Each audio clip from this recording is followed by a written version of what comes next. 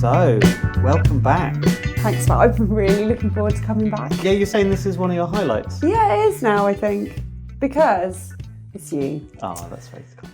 And also, I think it does give an opportunity to extend the narrative in a meaningful and personal way.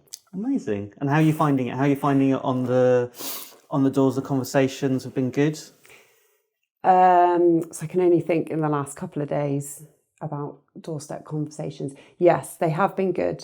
It is still challenge. There are challenges too, always. And I think what's happening now is people have heard about me in a lot of circumstances, which is good and bad, because if somebody is aligned in a different political, they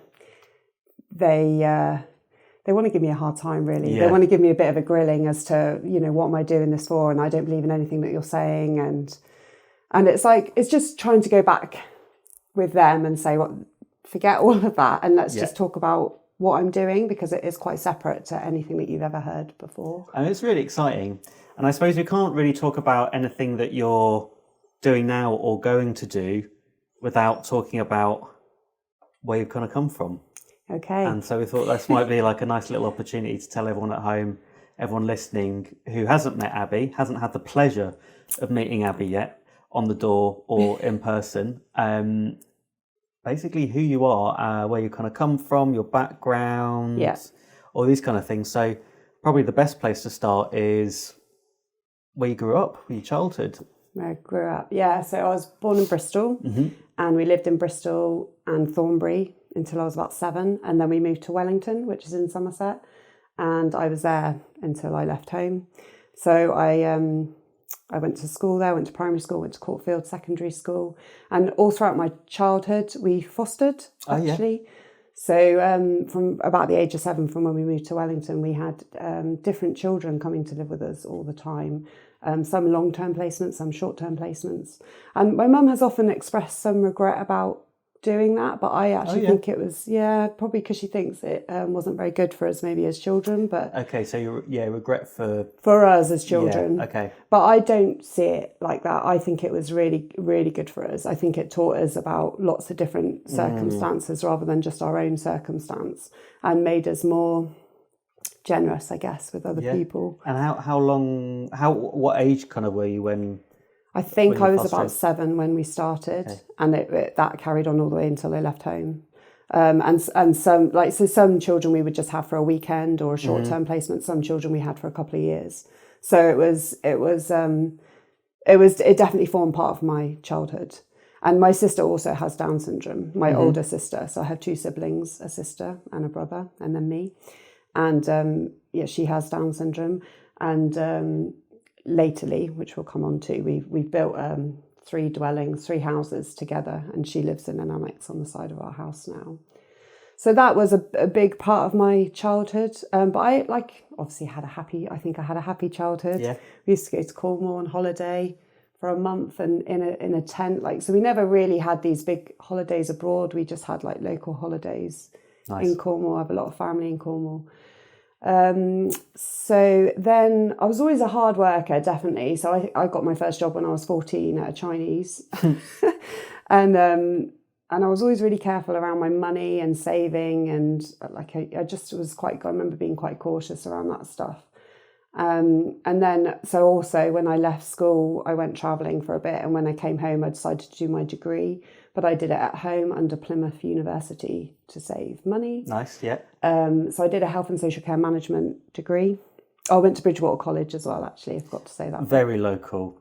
All very local. Locally grown Abi McGuire. Yes, very local. So I actually have friends all over the county, because Wellington is in the south of the county. Okay. Bridgewater is west of the county, and now I live in Shepton. So I feel like I know Somerset as a whole pretty well. So then I did my degree, and whilst I was doing my degree, I was a healthcare assistant at Musgrove Park Hospital, and I also worked for social services in a residential setting for adults with learning difficulties. And I did that really all through my degree whilst I was studying. And then after but I had decided when I was about 18 that I really did want to be a police officer. But I don't know why, actually. I just decided that is something that I really wanted to do. So just to rewind a little bit, your degree you did, can you repeat what that was in again? It was in health and social care management. And so what interested you in taking that?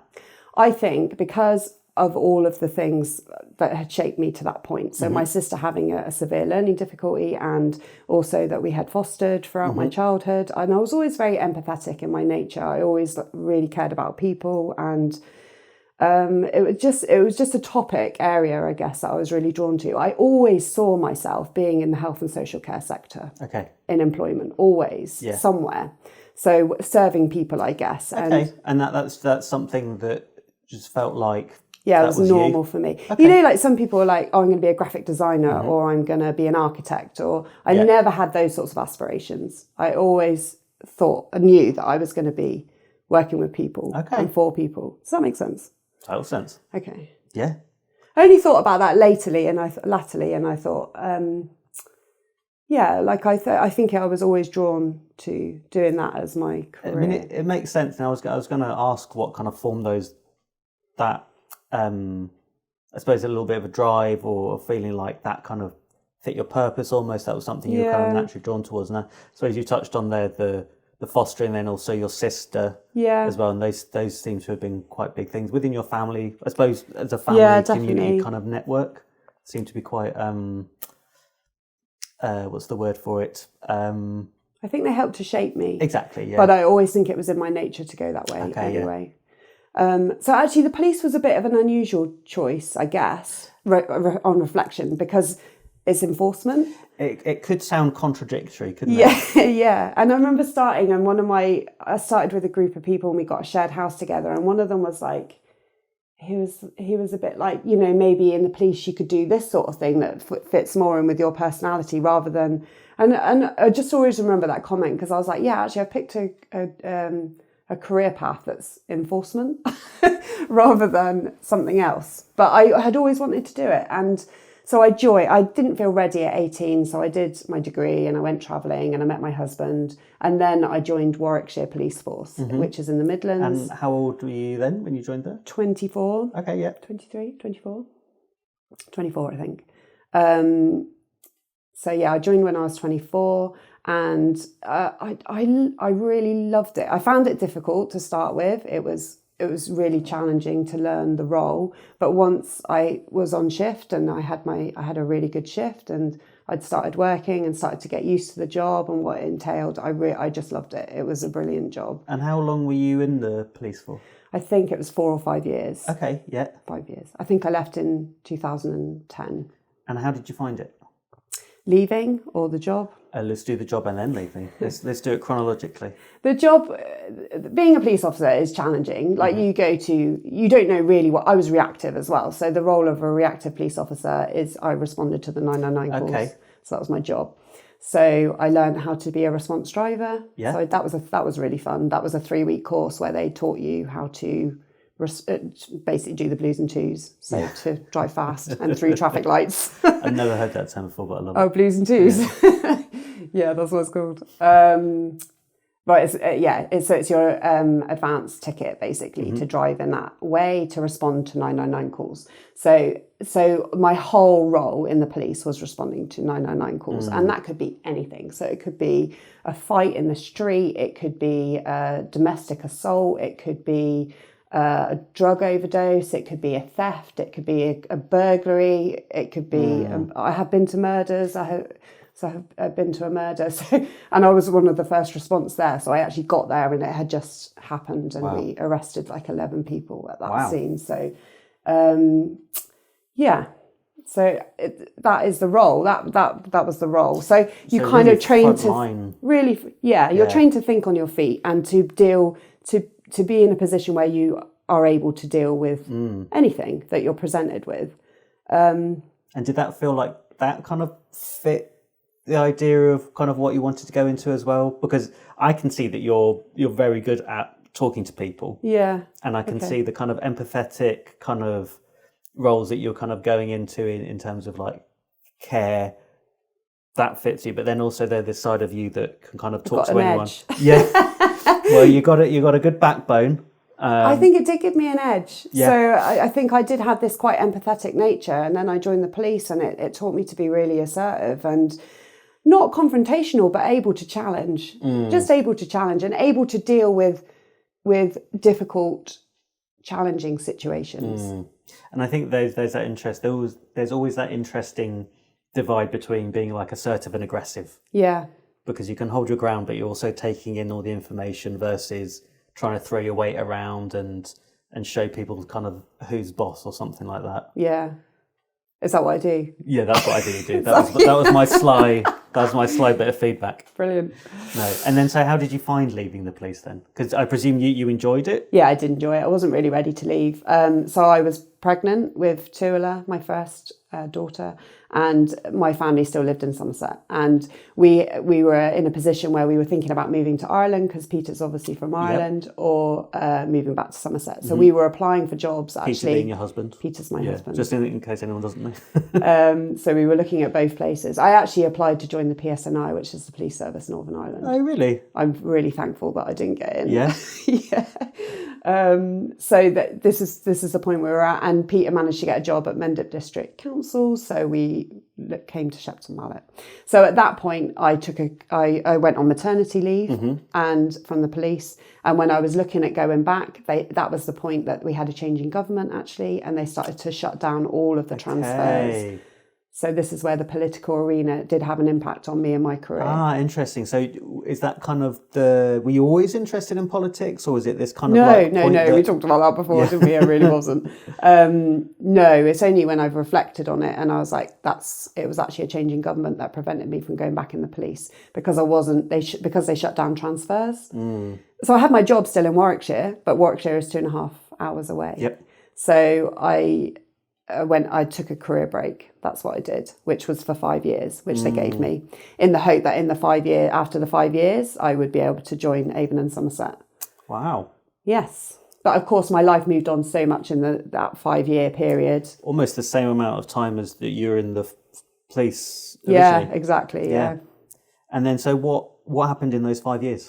In those 5 years, I had 2 children, so Tuula and Kiva, who are now 14 and 11. And I got a job in a housing association as a housing officer, and they actually recruited me because I had transferable skills from the police. So I had no housing experience at all, but they said, oh, but you have been a police officer and we think you've got a lot of skills that we could... And so what were those? What did you need to be a housing officer? What did that entail? So my role was to manage our stock in Frome, and it was just to manage the estates really and the tenancies themselves. Okay, yeah. So I had a relationship with the tenants and made sure that they maintained their tenancy agreements. So I understand tenancies very well now, and yeah, just made sure that our tenants were maintaining their tenancy agreements and everything was okay with our stock and our areas. In our housing association. And how long did you do that for? I did that for 5 years. 5 years. My life is in 5 years. Very 5 year. Very easy to handle slots. Yeah, yeah, it's true. So I was there for 5 years, and then I was headhunted really for a job at the Connect Centre to open a residential unit for people who were rough sleeping. Okay. A brand new one in Wales. So I took that opportunity and I did that. That was in 2018. So. That was really challenging. It was it was so different to anything again that I had ever done. I was working with people who were in trauma, massive trauma and addiction and rough sleeping. And their safety zone was to sleep on the street. Yes. And that took me a while to get my head around. Yeah. Because I had provided them with accommodation. And I remember one incident in particular. It was freezing. It was like snowing or ice outside, minus. And one of my residents left the project and went and slept behind the church. And I was like, why would you do that? It's so freezing and you've got a room here. But it was because he was having some trauma in his mind and his safe place was outside. Yeah. It's a real powerful thing to have. Yeah. That safe space and what previous trauma can kind of like elicit within you. Yeah. So that role then at the Connect Centre really taught me about a trauma-informed approach, which I had not really had that experience before. And what does that mean? A trauma-informed approach is recognising when somebody has had a significant event in their life, or more than one, that they have been traumatised by it, and that is affecting their choices and their behaviours and their lifestyle. And it's really helpful to have that understanding because it helps you to understand where people are coming from in certain situations. And so another one of the kind of skills that I perceive you to have is basically excellent listening skills. Okay, thanks. And sometimes. And is that something that you feel like was developed at the Connect, or is that something you've kind of always had? Yeah, it probably was. All of my skills were developed at the Connect Centre. It was the most challenging work, even more than the police. Yeah. Well, because that's maybe not something that you might expect. No, I didn't expect it. I was really surprised myself, but I had also been put into a leadership role. So it was the first time I was in a leadership role. So I was on the leadership team and I was leading on a project. I started a whole project. So I had a budget, I had to get staff, I managed staff. So everything about that role challenged me. Plus, it was working with a difficult cohort of people, I guess. Yeah, challenging. Yeah. So, what were your skills that you kind of felt were like put to the test there? Just my ability to do that role in itself. So to lead, to inspire people, to create a whole team. So I created a whole team of volunteers and employed staff. Now, volunteers, again, is a very tricky, because people do things voluntarily. They don't have to do it. So you have to give them, they have to want to do it, and you have to make it such an environment that that's healthy for them, you know. Alongside that, I had also set up a roller disco with my mum and a friend in Shepton Mallet, and we had developed a team of volunteers in that as well. So those two things were happening at the same time. And so what do you think, what works when kind of working with volunteers? Because obviously, like you say, if people are paid, they're kind of like signing on as a role for like a monetary agreement. Yeah. And with a volunteer, it seems like it's got to be driven more by something that is beneficial for them, something that they're interested in, something maybe that's like a community thing they want to be involved in. Yeah, it meets in. So the whole philosophy of the Connect Centre was we meet a need for people, and the need is met in them as well. So it was like a double, you know. So volunteers, yes, they feel really good about volunteering, but also they are providing a service to somebody else. Like co-beneficial. It's amazing. Yeah, I love it. I actually love working with volunteers because the drive is brilliant. But you as if somebody who's leading volunteers, you have to keep that environment healthy for them. Yeah. And that was very difficult at the Connect Centre because it was sometimes it was a very difficult working situation. Roller disco, easy. Everyone wants to skate. It's an easy fix. Yeah. I mean, there were challenges at the roller disco too, but much easier. So how did you kind of foster an environment that like it felt like a healthy place for? So this is the listening. So you really need to be able to listen to what people are saying to you, your volunteers, as well as the people who you're providing the service for. And that is so important because actually people hold things for, maybe a British thing as well, we hold things for a really long time. And when we could be unhappy for quite a long time, and then we start to exert behaviours. So you just need to be aware of what's going on. And I was exerting behaviours as well at the Connect Centre, where I was really anxious and probably unhappy, you know. Yeah. And how did you kind of work through that? I think awareness of it is the starting point, isn't it? And then for me, it was about putting boundaries in place. So my boundaries are really strong now about what I will and won't do, and when I will and won't work.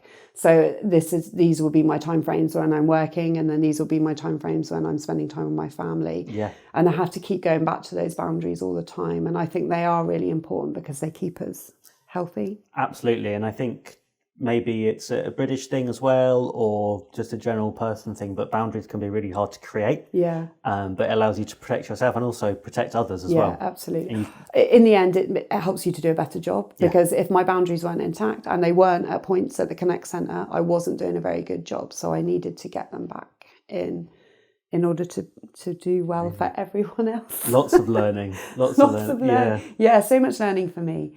And then after the Connect Centre, it was actually quite short-lived because we went travelling for 8 months during COVID. We left before COVID happened and then got locked down in Spain. So we took our children out of school and went travelling. And that was brilliant. We did a lot of... it was just brilliant. It was a brilliant family experience that we had. And then we returned at the end of 2020 and I got a job at the Mendip School, which is a school just down the road in Shepton that is for special educational needs, children predominantly with autism. And I was a parent and family support advisor. So that was another role again where I did an awful lot of learning. I learned all about special educational needs and healthcare plans. And education and healthcare plans, and just the battle that parents go through to try and get provision for their children when they're already in quite a difficult, and they wanted me as well because I also had a trauma-informed approach that I had picked up at the Connect Centre, so all of my skills kept getting transferred across. It seems like there's it's a very interesting kind of direction. You can kind of see the journey that's like from one step to the other. Yeah. And so how long were you at the school for? I was there for 2 years and then I had seen this job at the University of Bath that I really wanted. It was a dignity and respect investigator role and I just felt it took me kind of back to my roots of being an investigator with the police. I took that job in April last year. But then obviously I realised because I was running the campaign that I needed to be on the campaign. So I left that probably quite prematurely as well. But it's a very interesting link that I can kind of see throughout your kind of journey that people focused, community. Yeah. A lot of, I mean, obviously around people, but also where those people sit within a wider space, providing resources for their needs. A lot of listening, conflict resolution, and a lot of these things seem like they've been perfect tools to kind of bring you up. It's so funny how I've got here, isn't it? I didn't plan any of it really, but also even just changing jobs, I think that has really helped me too because when you change jobs every time, it's a bit nerve-wracking, isn't it? So I've been in lots of interviews, I've had lots of different jobs, I've had to learn lots of different IT systems, I've had to work in lots of different teams. And that's all just pushed my growth. I feel like it has pushed my growth every single time. I've never been stuck in a job for longer than 5 years. So you're very good at adapting to different situations. I'd like to think so. And it also seems like you're very good at telling people about yourself in interviews. God, that sounds really... I think you've had enough practice. Like I got a big ego. Oh, what, like selling myself? Well, I can sell myself. You got a lot of history to you, and then also it seems like if you've had to go through however many different jobs, how many different interviews, and obviously talking on the doors, talking to people are going to want to know about you. Yeah. And I think why this episode has been particularly interesting, and like this has been a brilliant opportunity for people to learn, including me. More about you. Yeah. It's been a roller coaster. So on that point, carry on with the roller coaster. If anyone wants to join in, get in touch on the website. We've got a new mailing list out. Obviously, keep an eye out, an ear out for future podcasts. And please, if you've got any questions, go on the website and message us directly. And we are very excited to answer them on the show. I do like contact through the website. So we'll see you next time.